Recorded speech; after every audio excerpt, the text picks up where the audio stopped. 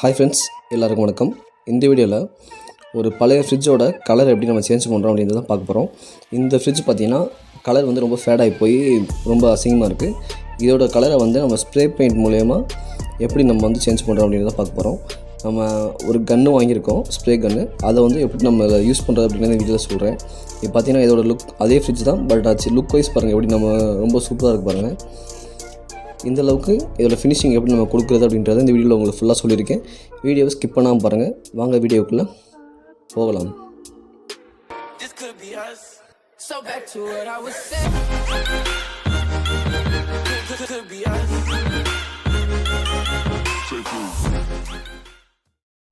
Hi friends, இப்போ பார்த்தீங்கன்னா first நம்ம எங்கே பெயிண்ட் பண்ணுறோமோ அந்த இடத்த வந்து நல்லா வாஷ் பண்ணிக்கணும். அப்போ தான் வந்து நம்ம அடிக்கிற பெயிண்ட் வந்து கரெக்டாக ஃபிக்ஸ் ஆகி ஃபினிஷிங் நல்லா கிடைக்கும், அதே மாதிரி கரெக்டாக ஒட்டும். சரிங்களா? இப்போ என்ன பண்ணுறோம்னா ஃபஸ்ட்டு நம்ம வந்து காஸ்டிக் சோடா யூஸ் பண்ணுறோம். இருக்குன்னா வாஷிங் பர்பஸ்க்காண்டி நம்ம காஸ்டிக் சோடா யூஸ் பண்ணுறோம். ஒரு கப்பில் வந்து காஸ்டிக் சோடா ஒரு 4 ஸ்பூன் கலந்துக்கிறோம். ஓகேங்களா? கலந்துட்டு அது வந்து எக்காரணத்தை கொண்டு கையில் படக்கூடாது. எனக்கு கையில் பட்டுச்சுன்னா உங்கள் கை வந்து அப்படியே அரிக்க ஆரம்பித்து அப்படியே புண்ணாகி போயிடும். சரிங்களா? அதனால் வந்து கையில் படாமல் அது யூஸ் பண்ணுங்கள். ப்ரஷ்ஷில் கூட யூஸ் பண்ணுறது பெஸ்ட்டு. சரிங்களா? நீங்கள் நல்லா எங்கே பெயிண்ட் நம்ம அடிக்கணும்னு இருக்குமோ அந்த இடத்துல வந்து நல்லா வாஷ் பண்ணிக்கோங்க. அந்த ப்ரஷ்ஷில் போட்டு காஸ்டிக் சோடா போட்டிங்கன்னா உங்களுக்கு ஆல்ரெடி அதில் இருக்க பெயிண்ட்டுமே லைட்டாக கொஞ்சம் வந்துடும். ஓகேங்களா? ஏன்னா அப்போ தான் நம்ம அடிக்கிறப்ப அந்த ஃபினிஷிங் கரெக்டாக இருக்கும், கலர் ஈவனாக இருக்கும். ஓகேங்களா? இப்போ பார்த்திங்கன்னா நம்ம கழுவுனதுக்கப்புறம் நமக்கு இந்த அளவுக்கு இருக்குது. ஃபஸ்ட்டு இந்த கலரோட இப்போ கொஞ்சம் டார்க்காக தெரியுதுங்களா? ஏன்னா நமக்கு அந்த கழுவுனதில் அந்த மேலே இருக்க அந்த ஃபேடான கலர் ஓரளவுக்கு போயிடுச்சு. சரிங்களா? இப்போ நம்ம இன்டீரியர் வந்து உள்ள ஃப்ரிட்ஜோட உள்ளே பார்த்திங்கன்னா நம்ம K2 பெயிண்ட் யூஸ் பண்ணி பெயிண்ட் பண்ண போகிறோம். K2ன்றது வந்து ஸ்ப்ரே பெயிண்ட்டு, அது வந்து ஒயிட் கலர் வந்து நம்ம யூஸ் பண்ண போகிறோம். சரிங்களா? இதை நீங்கள் யூஸ் பண்ணுறப்ப நல்லா ஷேக் பண்ணிவிட்டு அதுக்கப்புறம் யூஸ் பண்ணுறது தான் உங்களுக்கு வந்து பக்காவாக இருக்கும். ஏன்னு கேட்டிங்கன்னா நல்லா ஷேக் பண்ணிட்டு நம்ம யூஸ் பண்ணுறப்ப பெயிண்ட்டும் அந்த ஏரும் மிக்ஸ் ஆச்சுன்னா உங்களுக்கு இப்போ ஒரு 10 நிமிஷம் யூஸ் பண்ணுறீங்கன்னு வைங்களேன், ஷேக் பண்ணாமல் நீங்கள் நல்லா ஷேக் பண்ணதுக்கப்புறம் யூஸ் பண்ணிங்கன்னா கண்டிப்பாக ஒரு 15 மினிட்ஸ் ஆகுது யூஸ் பண்ண முடியும். அந்த நல்லா ஷேக் ஆகிறப்ப என்ன ஆகும், நமக்கு வந்து யூசேஜ் அதிகமாக வரும், ஏரியா அதிகமாக கவர் பண்ண முடியும். சரிங்களா? நல்லா ஸ்ப்ரே பெயிண்ட் யூஸ் பண்ணுறீங்கன்னா நீங்கள் நல்லா ஷேக் பண்ணிட்டு யூஸ் பண்ணுறது ரொம்ப பெஸ்ட்டு. சரிங்களா? இப்போ வந்து இன்டீரியர் வந்து நம்ம ஃபுல்லாகவே ஓரளவுக்கு பெயிண்ட் பண்ணிட்டோம். இப்போ பார்த்திங்கன்னா உங்களுக்கு தெரியும் உள்ளே வந்து எந்த அளவுக்கு பக்காவாக இருக்குன்ட்டு. ஸ்ப்ரே பெயிண்ட் வந்து நல்லாவே ஃபிக்ஸ் ஆகிருக்கு. ஃப்ரிட்ஜுக்கு உள்ளே அடிக்கிறதுக்கு மட்டும் நம்ம ஒயிட் பெயிண்ட் வந்து ஸ்ப்ரே 10 யூஸ் பண்ணுறோம். சரிங்களா? அதுவே நம்ம அவுட் சைடில் ஃபுல்லாக அடிக்கிறதுக்கு வந்து ஸ்ப்ரே மிஷின் வந்து வச்சுருக்கோம். அதோட கண்டினியூஷன் வந்து உங்களுக்கு இப்போ வரும். சரிங்களா? அதை எப்படி ரெடி பண்ணுறது அப்படின்றத உங்களுக்கு நான் இப்போ காட்டுறேன். பார்த்திங்கன்னா உள்ளே பக்காவாக ஃபினிஷிங்காக இருக்குது. மேக்ஸிமம் புது ஃப்ரிட்ஜ் மாதிரி தான் இருக்குது. சரிங்களா? இப்போ பார்த்திங்கன்னா நம்ம பில்ட் ஸ்கில் அப்படின்ற ஒரு கம்பெனியில் வந்து நம்ம ஆன்லைனில் ஆர்டர் போட்டு வாங்கியிருக்கோம். இதோட ப்ரைஸ் நான் வாங்கினப்போ 2.5 வந்துச்சு. சரிங்களா? இதோட என்னென்ன கொடுத்துருக்காங்க அப்படின்னு பார்த்தீங்கன்னா உள்ளுக்குள்ளே 2 மாஸ்க் கொடுத்துருக்காங்க. அப்புறம் ஒரு பெயிண்ட்டு யூஸ் பண்ணி கலக்கிறதுக்கு அந்த ஒரு கப்பு கொடுத்துருக்காங்க. ஓகே, அந்த கப்பை தான் வந்து நம்ம கன்னில் மாட்டி இது பண்ணணும். க்ளவுஸ் கொடுத்துருக்காங்க. அப்புறம் ஒரு நாசில் கொடுத்துருக்காங்க. இந்த நாசிலில் தான் நம்ம அந்த டேங்கை வந்து ஃபிக்ஸ் பண்ணிவிட்டு நம்ம அடுத்து காட்டுற பாருங்கள், அந்த மோட்டரில் வந்து கனெக்ட் பண்ணி நம்ம அடிக்கிற மாதிரி இருக்கும். 2 டியூப்பு கொடுத்துருக்காங்க. சரிங்களா? இந்த 2 டியூப் எதுக்குன்னா நம்ம அந்த டேங்க்கில் வந்து நம்ம ஃபில் பண்ணி நம்ம அடிக்கிறதுக்காண்டி. ஓகேங்களா? அந்த ஆல்ரெடி ஒன்று இருக்குது, அது இல்லாமல் 2 எக்ஸ்ட்ரா கொடுத்துருக்காங்க. ஆக்சுவலாக இதுதான் வந்து அதோட மோட்டர். ஓகேங்களா? இந்த மோட்டரில் தான் நம்ம வந்து அந்த ஸ்ப்ரே கன்னை வந்து நம்ம ஃபிக்ஸ் பண்ண போகிறோம். சரிங்களா? இதில் மோட்டர் வந்து நம்ம ப்ரெஷர் போய் அந்த நாசில் வழியாக நமக்கு வந்து பெயிண்ட்டை வந்து உள்ளே இழுத்து நமக்கு வந்து அப்படியே ப்ரெஷரில் தள்ளும். அதான் வந்து அதோட மெக்கானிசம். பார்த்திங்கன்னா நல்லா ஹெவியாக தான் கொடுத்துருக்காங்க. அப்புறம் ஒர்க்கிங் கைடு கொடுத்துருக்காங்க, எப்படி யூஸ் பண்ணுறது என்ன அப்படின்ட்டு.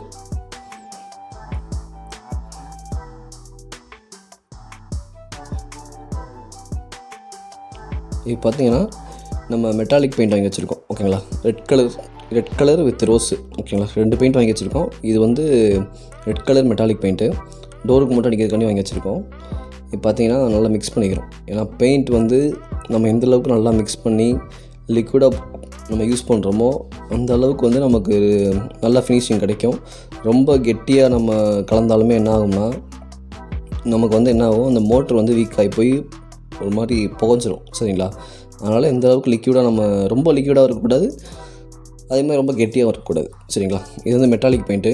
இந்த உள்ளே பாருங்களேன் ஒரு மாதிரி மின்னும் ஜிகினா மாதிரி. அந்த மெட்டாலிக் பெயிண்ட்டில் அந்த ஃபினிஷிங் நமக்கு கிடைக்கும். சரிங்களா?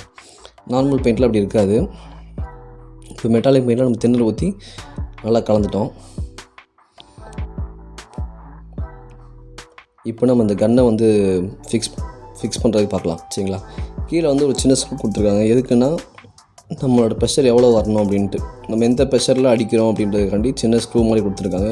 அதை நம்ம அட்ஜஸ்ட் பண்ண ஃபோர்ஸ் வந்து நமக்கு டிஃப்ரெண்ட் ஆகும். சரிங்களா? எவ்வளோ ஃபோர்ஸில் அடிக்கிறோம் அப்படின்ட்டு.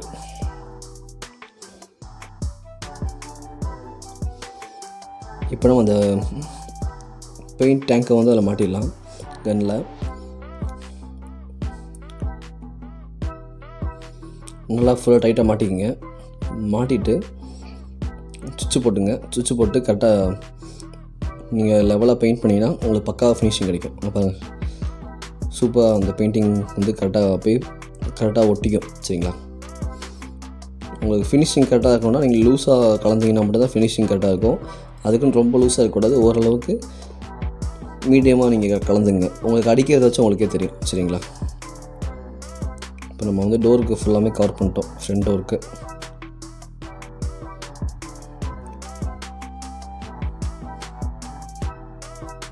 டோரோட சைட்லேயும் கொஞ்சம் அந்த கேப்பில் வந்து அடிச்சுக்கலாம். சரிங்களா?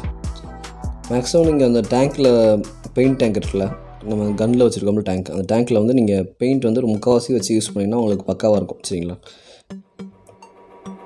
இப்போ நம்ம டோர் வந்து ஃபுல்லாக பெயிண்ட் பண்ணி முடிச்சாச்சு. இப்போ வந்து இந்த ஃப்ரிட்ஜை வந்து லைட்டாக சாய்ச்சி வச்சுருக்கோம். செவுத்தில் சாய்ச்சி நம்ம பெயிண்ட் பண்ணுறதுக்கு கொஞ்சம் ஈஸியாக இருக்க மாதிரி வச்சுருக்கோம். சரிங்களா? இது வந்து நம்ம வேறு கலர், ரோஸ் கலர். சரிங்களா? ஃபஸ்ட்டு இந்த ரெட் கலர் வந்து கொஞ்சோண்டு அந்த நாசில் இருந்தது வருது. அதுக்கப்புறம் பாருங்கள் கீழே வரது ஃபுல்லாக ரோஸாக வரும் உங்களுக்கு.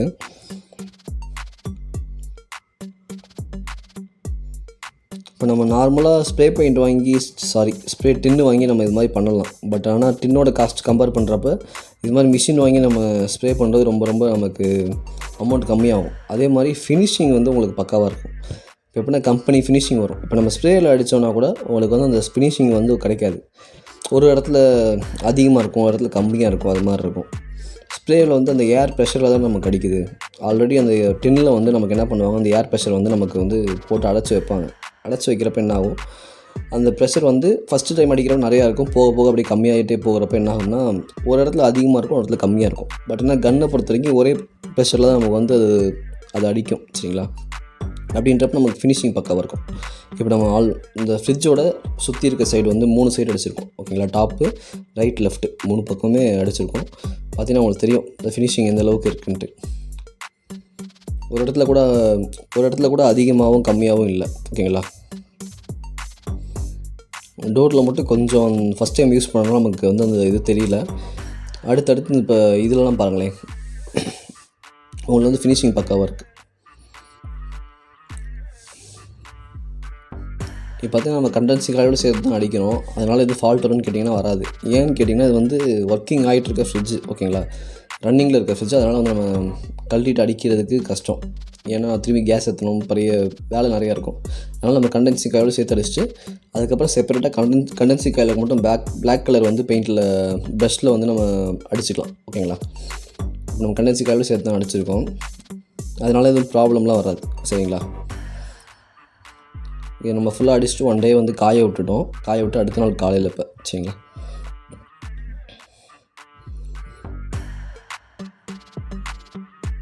நல்லா ஃபினிஷிங் வந்து நல்லா காஞ்சிருச்சு, உங்களுக்கு பக்காவாக இருக்குது பாருங்கள். ஒரு இடத்துல கூட அதிகமாகவோ கம்மியாகவோ இல்லை, ஈவனாக ஸ்ப்ரெட் ஆகிருக்கும். இதுதான் வந்து ஸ்ப்ரே மிஷினோட கான்செப்ட். நம்ம கரெக்டாக இருக்கும்.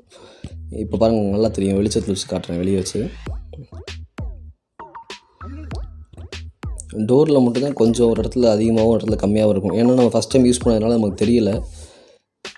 பட் அந்த பேக் சைடில் பார்த்தீங்கன்னா ஃப்ரிட்ஜோட பாடியில் பார்த்தீங்கன்னா உங்களுக்கு கரெக்டாகவே பக்காவாக இருக்குது. ஓகேங்களா?